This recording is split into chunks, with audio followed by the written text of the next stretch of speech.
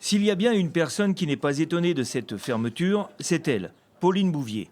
Son grand-père avait passé 7 ans dans cet établissement et dès 2017, elle et un collectif de proches avaient tiré la sonnette d'alarme. Déjà à l'époque, il y a des gros dysfonctionnements. On a des dysfonctionnements qui sont de l'ordre structurel du bâtiment. On a par exemple une fissure au 5e étage qui est très importante et le bâtiment s'écarte. On a des problèmes de traitement de l'eau avec des filtres sur les robinets qui ne sont pas changés. Enfin voilà, il y a plein de dysfonctionnements.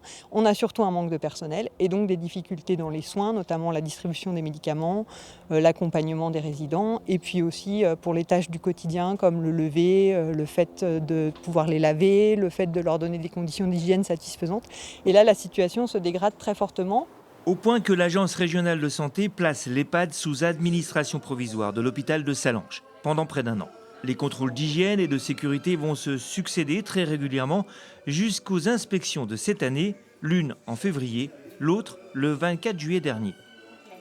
Ces inspections relevaient des dysfonctionnements graves sur la prise en charge en soins des personnes âgées. Notamment, alors je ne vais pas pouvoir m'étendre sur tout, mais quelques exemples sur le circuit du médicament, sur la prise en charge des urgences notamment, mais également sur les conditions d'installation, sur les locaux, et puis sur la gestion du personnel, où aussi on a énormément d'intérimaires.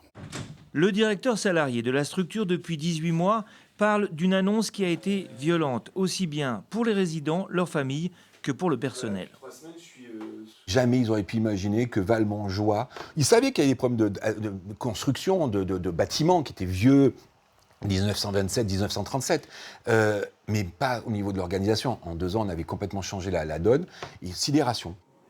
L'Agence régionale de santé a d'ores et déjà contacté les 60 EHPAD du département pour donner priorité d'entrée aux résidents de Valmontjoie.